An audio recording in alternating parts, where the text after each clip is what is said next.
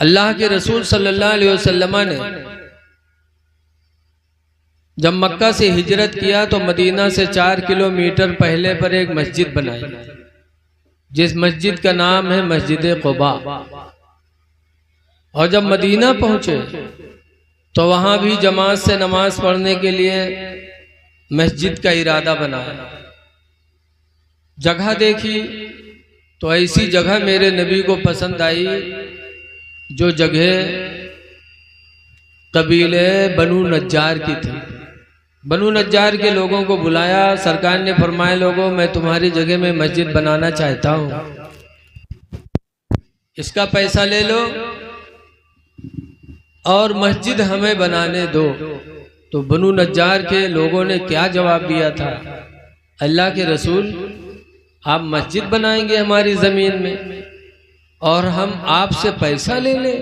ना, आप मस्जिद बनाइए और इसकी कीमत तो हम खुदा ही से लेंगे। इसकी कीमत हम खुदा से लेंगे, आपसे नहीं लेंगे। क्या अकीदा था उन लोगों का। मुसलमान कहते ही उसे जो बेदेखे ईमान ले आए। मैदान महशर कब होगा हमें पता नहीं, हिसाबो किताब होगा हमें पता नहीं, लेकिन अल्लाह के रसूल ने कह दिया तो हमारा ईमान उस पर हो गया। जैसे कि हुजूर ने एक आराबी से घोड़ा खरीदा। हुजूर थे, आराबी था। हुजूर ने घोड़ा खरीदा, पैसा दे दिया।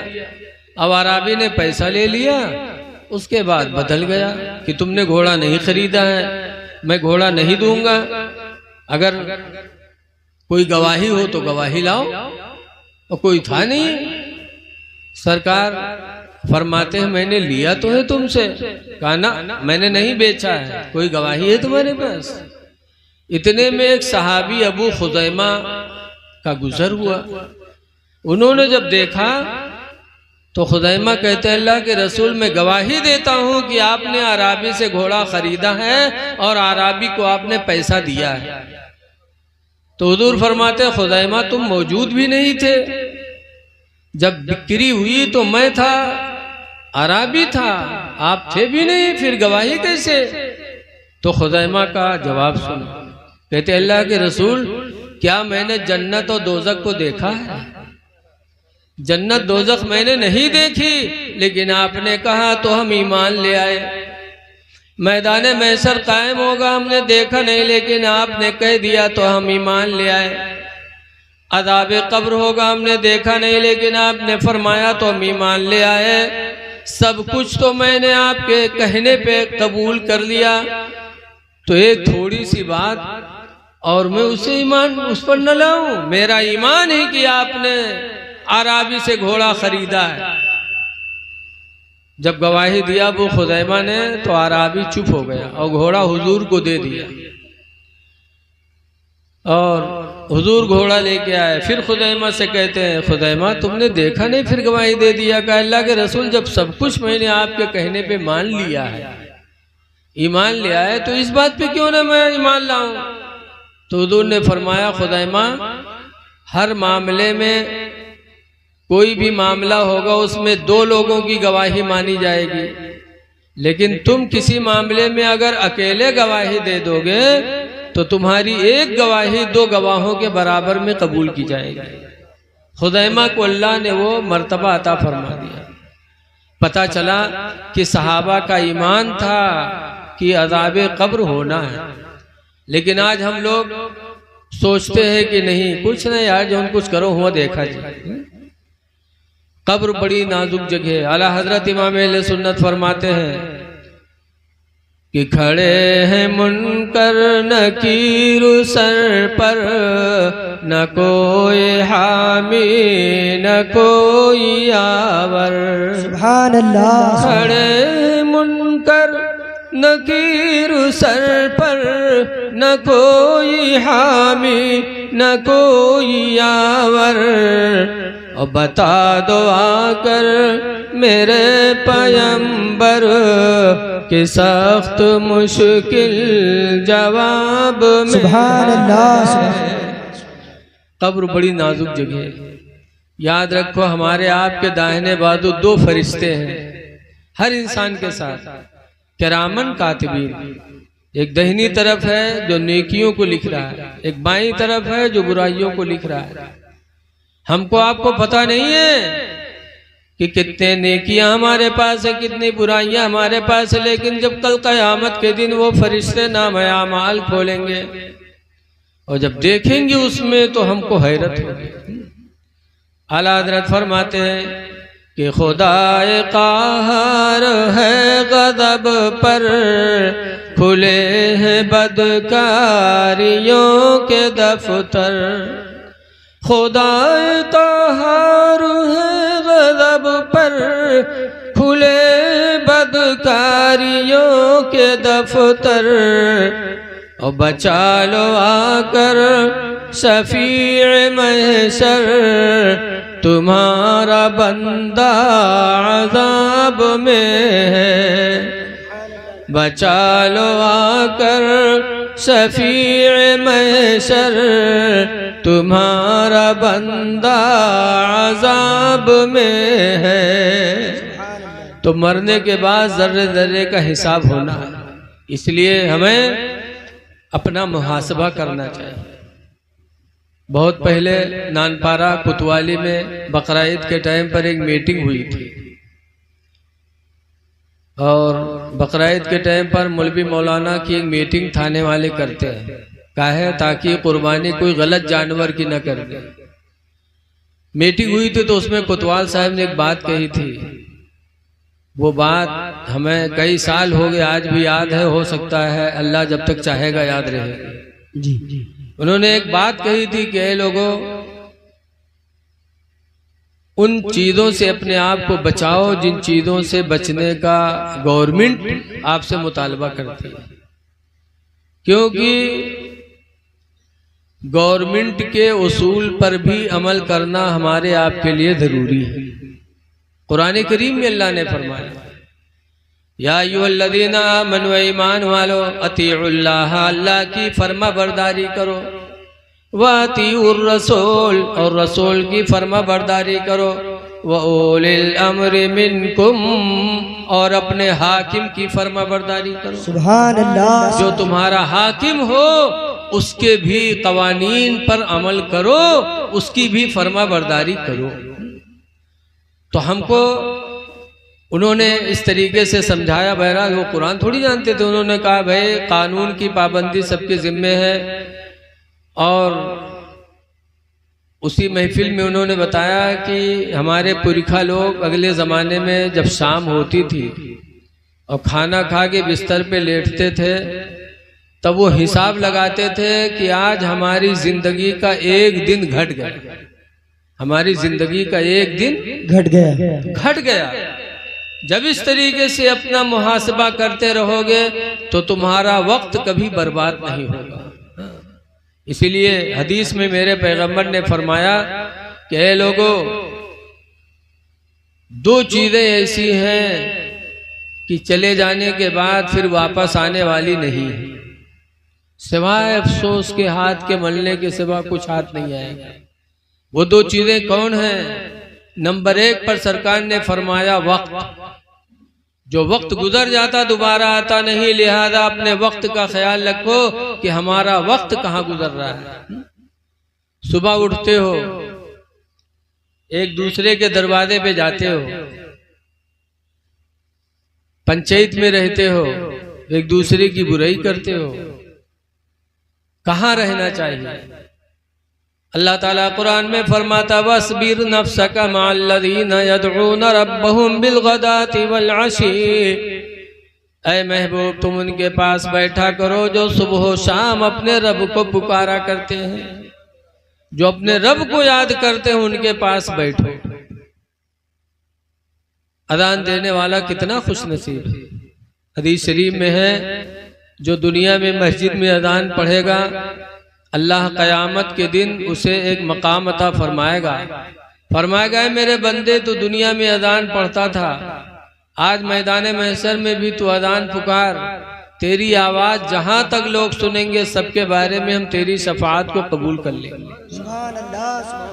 वो मुअज्जिन अजान देगा और जितने लोग सुनेंगे सबके बारे में उस अजान देने वाले की शफाअत कबूल करके अल्लाह सबका ठिकाना जन्नत बनाएगा। सुभान अल्लाह। तो बैठो तो एक अजान देने वाले के पास बैठो, बैठो अपने इमाम के पास बैठो।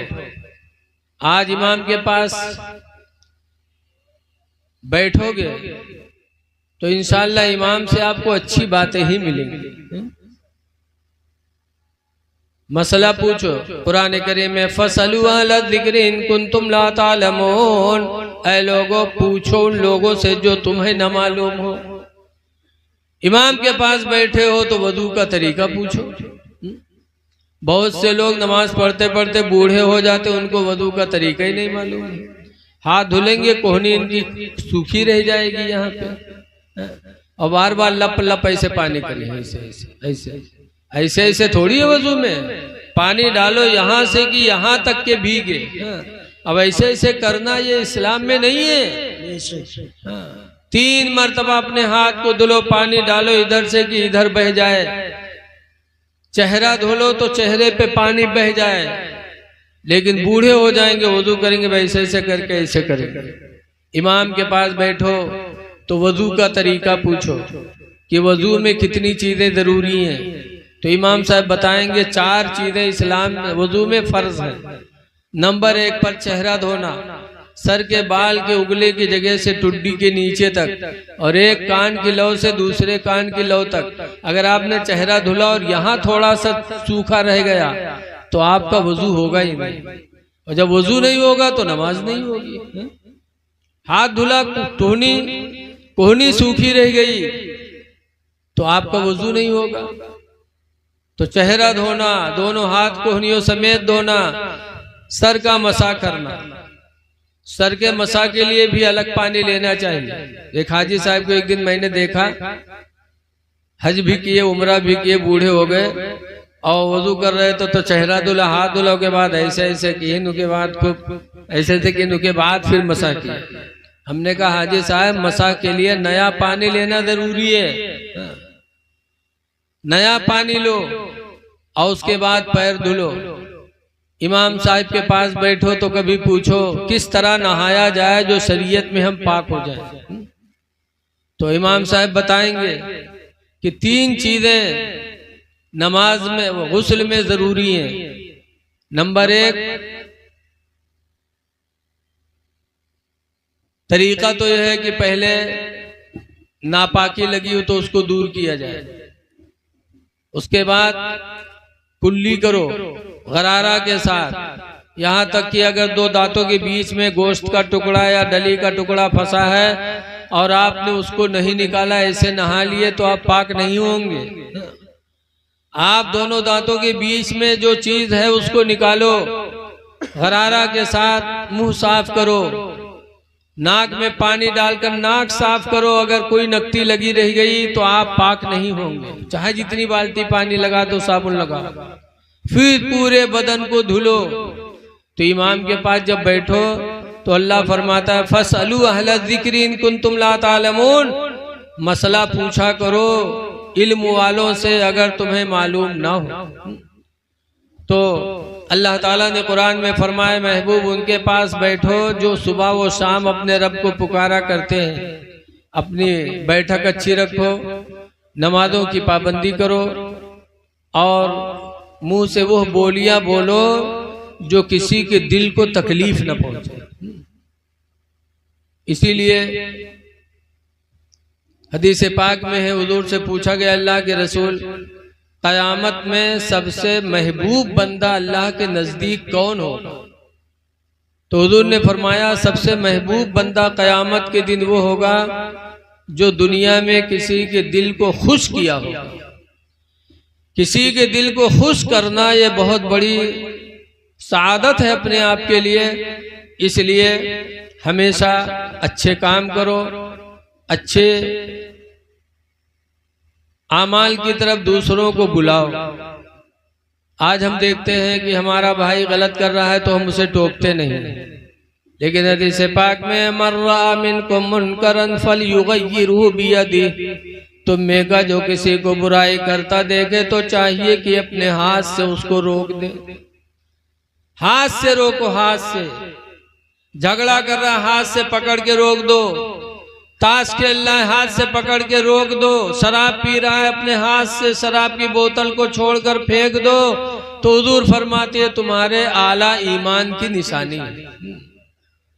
लेकिन आगे सरकार फरमाते फ़इल्लम यस्तति फ़बिलिसानिही, लेकिन अगर हाथ से रोकने की ताकत ना हो तो अपनी जबान ही से रोक दो। मुंह से तो बोल दो, अगर सिर्फ मुंह से बोले तो ये ईमान के सेकंड दर्जा की निशानी। फिर आगे फरमाते फ़इल्लम यस्तति फ़बिक़ल्बिही, लेकिन अगर जबान से भी रोकने की ताकत नहीं है तो अपने दिल में तो कम से कम बुरा मान लो। लिहाजा अगर आपका कोई भाई किसी के घर में उठता बैठता है तो आप उसको मना करो, मना करो। लेकिन आज लोग देखते हैं कि फलाने अपने घर में कुआं खुदावत है, हमसे कौन जरूरत ना। आपका फर्ज बनता है कि अगर कोई किसी के घर में घुस घुस के बैठता हो तो उसको रोकने की कोशिश करो। जैसे उसके घर की माँ बहन बेटी वैसे आपकी माँ बहन बेटी है। मदीने मुनव्वरा का शहर है। एक अंसारी गुजर रहे थे गली से, एक औरत का गुजर हुआ, उसको कुछ यहूदियों ने छेड़ना चाहा। अंसारी मुसलमान ने कहा ना, किसी अजनबी औरत की इज्जत व आबरू पे हमला नहीं किया जा सकता। वो यहूदी उस अंसारी से झगड़ने लगे। अंसारी उन यहूदियों को उस औरत से दूर करने के लिए वो भी तैयार हो गया झगड़ा करने के लिए। यहाँ तक कि इतना झगड़ा हुआ कि उन यहूदियों ने उस अंसारी को शहीद कर दिया। अंसारी शहीद हो गए, जान दे दिया। लेकिन एक अजनबी औरत की इज्जत व आबरू को बचाने के लिए उन्होंने अपने आप को पीछे नहीं किया। जब झगड़ा होने लगा, मारपीट होने लगी, उसी दरमियान में वो औरत अपनी इज्जत आबरू बचा के चली गई। पता चला कि मदीने के अंसारी वो थे कि किसी की माँ बहन बेटी की इज्जत के लिए अपनी जान दे देते थे, लेकिन किसी की माँ बहन बेटी की इज्जत आबरू का सौदा नहीं करने देते थे। और आज हम कहते हैं फलाने फला के घर में जा रहे हैं, हमसे क्या मतलब ना। याद रखो, अगर किसी की माँ बहन बेटी की इज्जत को बचाओगे तो अल्लाह ताला आपकी माँ बहन बेटियों की इज्जतों को महफूज रखेगा। सच्ची हिकायत में लिखा है कि एक आदमी था, रोजी कमाने जाता था लेकिन मजदूरी नहीं पाता। फाका होने लगा, घर पे बच्चे फाका करने लगे। जाता शाम को खाली हाथ वापस आता। उसके घर में एक नौजवान लड़की थी। उसने सोचा कि मेरे अब्बा रोजाना जाते हैं रोजी कमाने और मजदूरी के लिए कोई नहीं रखता, खाली हाथ वापस आते हैं, काफी दिन से फाका हो रहा है। तो मदीने के अंसारी उसकी उस गरीब की एक लड़की जवान थी। उसने सोचा कि आज जब अब्बू सुबह चले जाएंगे तो मैं बन संवर के शहर में निकलूंगी और किसी जवान से ज़िना करा के पैसे लेके राशन लेके घर आऊंगी ताकि फाका से निजात मिल जाए। उसका बाप सुबह मजदूरी के लिए निकला और उसके बाद उसकी जवान लड़की भी निकल गई। शाम को जब वो मजदूर वापस आया खाली हाथ, घर में पहुंचा, पीछे देखा कि मेरी जवान बेटी आ रही है।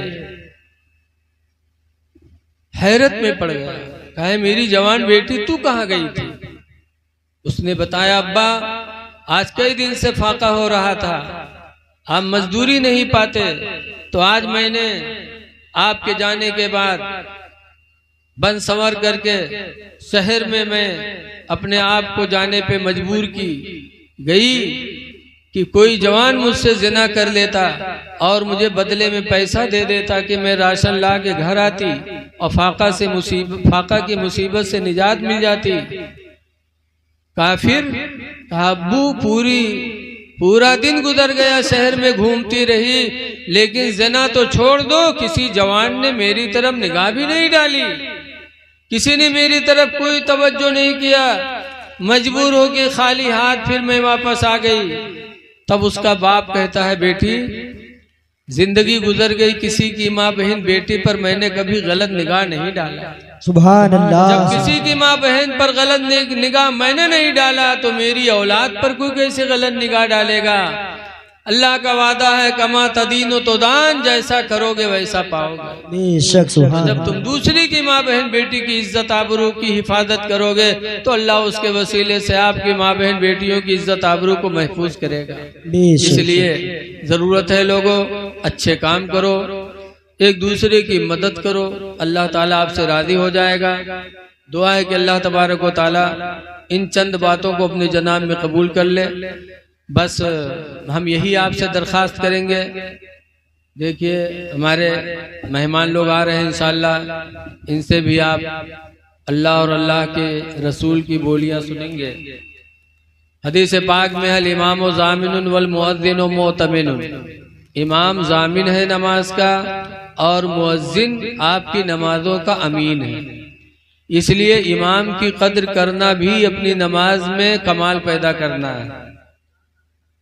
इमाम की कद्र करो और जो बच्चों को पढ़ाए उनकी भी इज्जत करो। बस एक बादशाह का वाकया मैं बयान करके आपको समझाने की कोशिश कर रहा हूँ।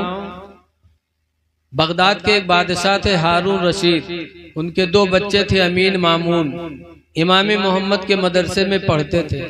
एक दिन हारून बादशाह घोड़े पे सवार होकर के इमाम मोहम्मद के मदरसे में गए कि देखे मेरे बच्चे खेलते हैं कि पढ़ते हैं। वहां गए तो देखा कि इमाम मोहम्मद वजू कर रहे थे और अपना पैर धुल रहे थे और हारून बादशाह का लड़का अमीन लोटा लिए पानी डाल रहा था। हारून बादशाह ने देखा, घोड़े से उतरे और अपने बच्चे को कोड़े से मारने लगे। इमाम मोहम्मद फरमाते, हारून क्यों मार रहे हो? मैं उस्ताद हूँ, क्या मेरी खिदमत नहीं कर सकता है? मेरे पैर पे पानी डाल नहीं सकता है, आप मार रहे हो? हारून ने कहा था, हुजूर इसलिए नहीं मारता हूँ कि आपके पैर पे पानी डालता है, आप पैर धुल रहे हैं। मैं इसलिए मारता हूँ कि इसको चाहिए था कि एक हाथ से पानी डालता और एक हाथ से आपके पैर को धुलता, लेकिन एक हाथ कमर पे रखे एक हाथ से पानी डालता है। इसको चाहिए था कि दूसरे हाथ से आपके पैरों को धुलता, तो आपकी खिदमत से अल्लाह इसे इल्म दीन की दौलत अता फरमाता। एक बादशाह ने अपने बच्चे को यह ज़हन दिया। इसलिए लोगों, जितना अपने इमाम की कदर करोगे, अपने मदरसे के मुदर्रिस की कदर करोगे, अल्लाह वैसे ही आपकी नमाज में भी निखार पैदा फरमाएगा और आपके बच्चे को अल्लाह ताला इल्म दीन की दौलत से माला माल करेगा। इसलिए हमें इन लोगों की कदर करना चाहिए।